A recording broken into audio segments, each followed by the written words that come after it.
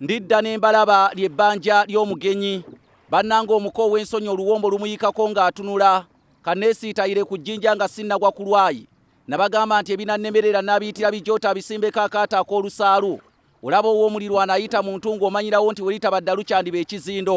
Bassebo ne bannyabo ndi wano ku nnyanja era ennyanja mugiraba eriko amayengo matono ddala naye obadde okimanyi era ngenda kukuleetera eddagala ly'Abaganda ogenda kwewuunya nnyo.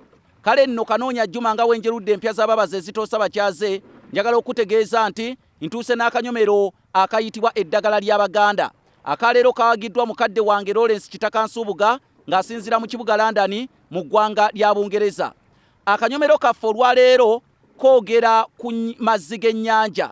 Ennyanja bw'etabanguka kuba kaakati ennyanja nteefu amazzi ag'ennyanja ng'ebadde etabanguse eddagala nnyo baganaaba era munnanga amazzi gano gakugobako ebisiraani ogakola otya toganaaba gokka amazzi g'ennyanja etabanguse kasita olabanga ennyanja etabanguse ojja n'osenako amazzi n'ogatwala n'oganaabira mu kifo ky'otonaabirangamu oganaaba ku makya n'olweggulo naye otabikamu eddagala lino otabikamu mavi ga mukulu olweza n'ebbombo n'obinaaba n'obigatta mu mazzi g'ennyanja n'onaaba ku makya n'olweggulo nkukakasa ebisiraani ebadde ate ebikuzimbyeko akayumba bijja kubula nga muzigo mu ttimpa.